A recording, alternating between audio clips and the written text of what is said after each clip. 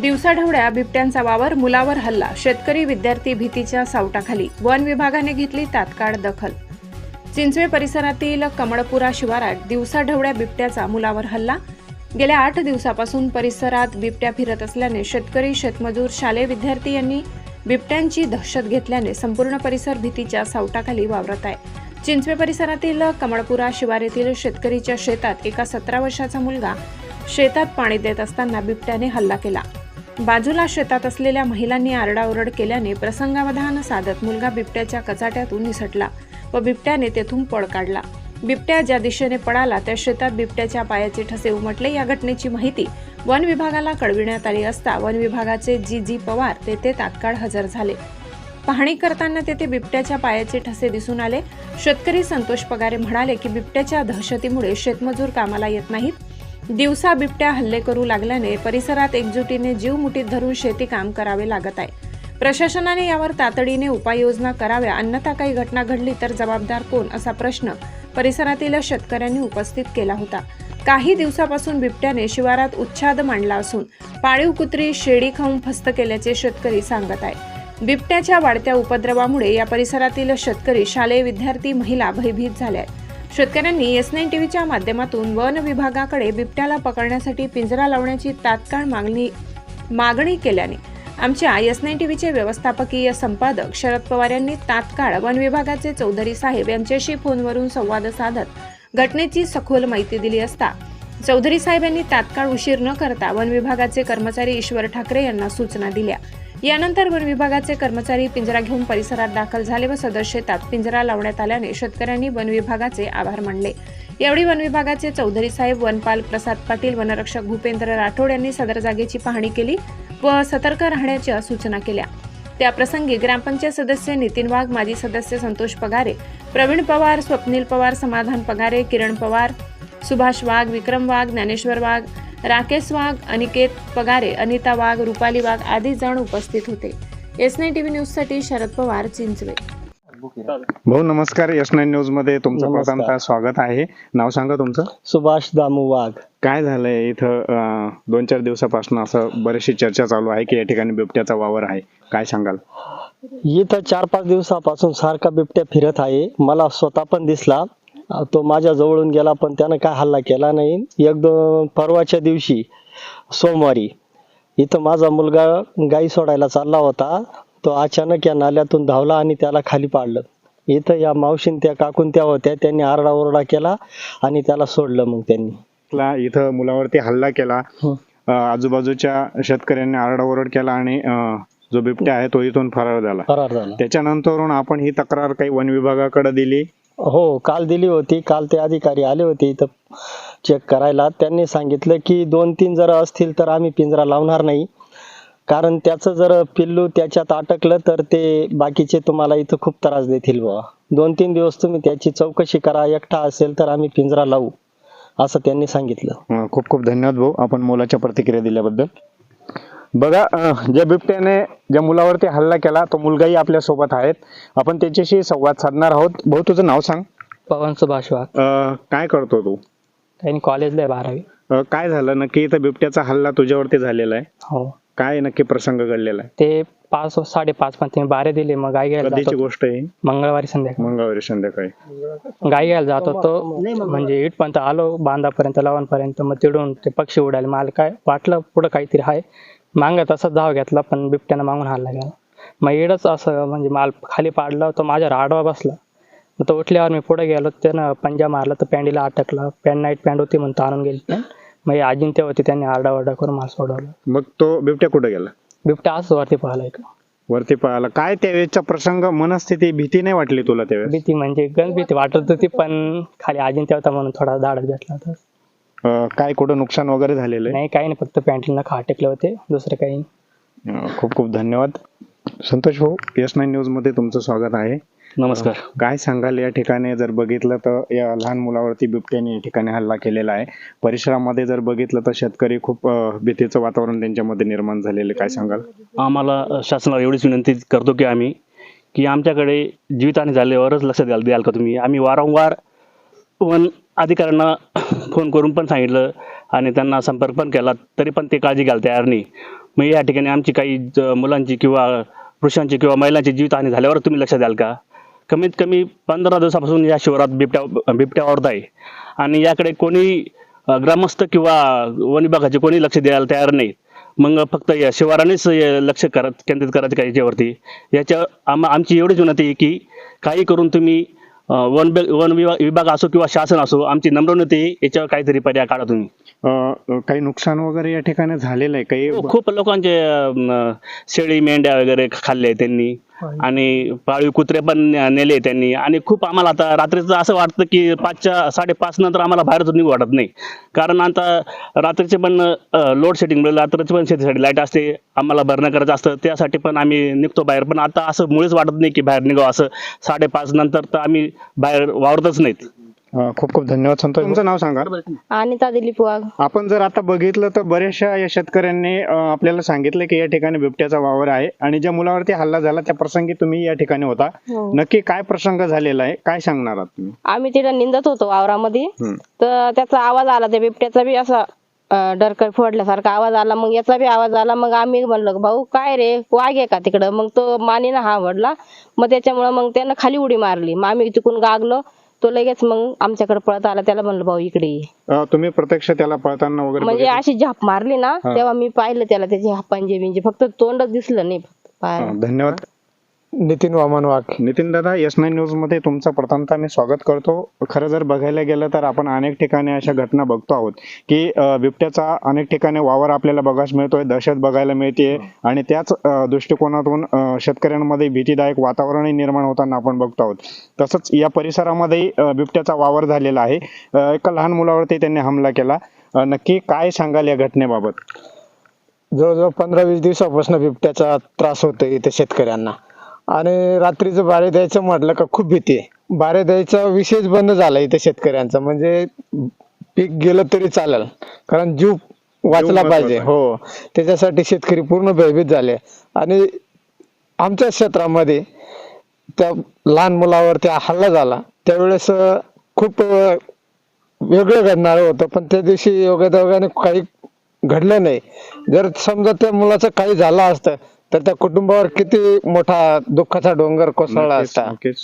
आणि त्याच्यानंतर शासनाला जेव्हा कळवलं, वन विभागाचे अधिकारी सकाळी आले, त्यांनी बघितलं, त्यांनी पण सिद्ध केलं की इथं खूप सर्वात मोठा बिबट्या जो आहे तोच इथे आहे. आणि मग त्यांनी सांगितलं की दुपारी आमचे मोठे अधिकारी येतील, ते आल्यानंतर आम्ही पिंजरा वगैरे सोय करू बा. त्याच्यानंतर मग आले अधिकारी आले. बघितलं तर सकाळी या ठिकाणी आपण पोहोचलेलो होतो. शेतकऱ्यांच्या काही प्रतिक्रिया या ठिकाणी आपण जाणून घेतलेल्या होत्या आणि त्याच अनुषंगातून आपण वन विभागाला या ठिकाणून काही सूचनेदरम्यान कळवलं. त्याच सेकंदाला तत्पर ऍक्शन घेतली वन विभागाने आणि या ठिकाणी तातडीने जो पिंजरा आहे तो या ठिकाणी लावण्यात आलेला आहे. जे वन विभागाचे साहेब आपल्या सोबत आहेत, आपण त्यांच्याशी संवाद साधणार आहोत. नाना, S9 न्यूज मध्ये तुमचं प्रथमतः स्वागत आहे. जर बघायला गेलं तर गेल्या 4-5 दिवसापासून या ठिकाणी बिबट्याने एक उन्माद या ठिकाणी मांडलेला आहे. शेतकरी भीतीच्या सावटमध्ये आहेत. एका मुलावरती त्याने हमलाही केलेला आहे. नक्की शेतकऱ्यांनी आपल्यापर्यंत काही सूचना केलेल्या होत्या, त्याच्या अनुषंगातून आपण या ठिकाणी कशा पद्धतीने उपाययोजना केल्या आहेत, नक्की काय सांगणार आहात या संदर्भात? हा, मंगळवारी साधारण रात्रीच्या संध्याकाळच्या 4-4:30च्या टायमिंगला इथला पवन वाघ इस्मावर बिबट्या धावून गेला असं आम्हाला माहिती मिळाली होती. त्यानुसार आमच्या वनपरिक्षेत्राचे वनरक्षक पवार हे येऊन इथे जागेवरची त्यांनी सायटिंग केलं, पाहिलं. त्या ठिकाणी कांद्याच्या शेतामध्ये काही पगमार्क सापडले. त्यानुसार येथील मान्य सरपंच यांच्याशी देखील फोनवर चर्चा झाली होती. त्यानुसार आपण आज इथे या ठिकाणी जिथे त्या बिबटाचा वावर होता त्या ठिकाणी आपण आज पिंजरा बसवलेला आहे. आणि आपल्या समोरच येथील जे शेतकरी आहे त्यांना देखील जर बिबट मानव संघर्ष होऊ नये याच्यासाठी आपण काय काळजी घ्यावी हे देखील आपण आपल्या समोर त्यांना सांगितलं आहे. नाना, तसं जर बघायला गेलं तर या ठिकाणी बरेचसे शेतकऱ्यांचे आज शेतामध्ये जे कामं आहेत पाणी देण्याचं काम असेल, गुरंढोरांचं काम असेल, या ठिकाणी शेतकरी पूर्ण एक भीतीच्या सावटखाली होते. आज आपल्या याच्यामधून उपाययोजना या ठिकाणी केल्या गेल्या, परंतु जर कदाचित असं अचानक या ठिकाणी बिबट्याने एखाद्यावरती हमला केला किंवा कोणाला दिसला, तर याच्यासाठी नक्की काय काळजी घ्यायला हवी? काय सांगाल तुम्ही नक्की आपल्या ह्या S9 टीव्हीच्या माध्यमातून प्रेक्षकांना काय सांगाल? शक्यतो शेतीची कामं ही आपण दिवसा केली पाहिजे. सूर्यास्त व्हायच्या अगोदर आपण आपल्या घराकडे गेलं पाहिजे. त्याचप्रमाणे आपण समूहाने शेतीमध्ये काम केलं पाहिजे. जेव्हा आपण शक्यतो इकडच्या कांदे पिकाचं काम हे बसून करावं लागतं आणि बसून करत असताना त्या इस्माची किंवा त्या महिलेची जी आहे ती उंची कमी होऊन जाते आणि अशा वेळी काय होतं की जर बिबटला ते काय समजत नाही हा मनुष्य प्राणी आहे की किंवा काय, पण ते जेव्हा उंची माणसाची कमी होऊन जाते त्याला वाटतं माझं भक्ष्य आहे आणि अशा प्रसंगी अटक होण्याची शक्यता नाकारता येत नाही. परंतु अशा वेळी आपण जर एकपेक्षा अधिक महिला जर काम करत असतील तर त्यांनी समोरासमोर बसून काम करावं, जेणेकरून दोघांनाही दोन्ही बाजूच्या दिशेंचं दिसेल, काही हालचाली झाले तर कळेल. याप्रमाणे त्यांनी आपण काळजी घेतली पाहिजे. खूप खूप धन्यवाद नाना. खूप अशा अनमोल आपण प्रतिक्रिया आमच्या प्रेक्षकांना आपण या माध्यमातून दिलेल्या आहेत. साहेब, तुमचं नाव सांगा. मी प्रसाद पाटील, वनपाल देवळा. आज या ठिकाणी आपण एक बिबट्याचा वावर असल्याने या ठिकाणी पिंजरा लावण्यात आलेला आहे. एक तातडीने एक उपाय म्हणून आपण या ठिकाणी आलात आणि पिंजरा या ठिकाणी लावलेला आहे. नक्की सांगाल या संदर्भात? कशा पद्धतीने या ठिकाणी आता पिंजऱ्यामध्ये जर जो बिबट्या असेल तो कशा पद्धतीने या ठिकाणी प्रवेश करू शकतो किंवा कशा पद्धतीने या जाळ्यात अडकतो, काय सांगाल नक्की? आपण जेव्हा केव्हा अशा कुठल्याही प्रकारची घटना आपल्या निदर्शनास येते, आपण अतिशय तत्परतेने त्या ठिकाणी पिंजरा उपलब्ध करून देत असतो. तसेच आता इथे बघितलं तर हा सगळा शेतकरी वर्गाचा परिसर आहे. कांद्याचं पीक आहे, रात्री अपरात्री पाणी द्यायला यावं लागतं असतं.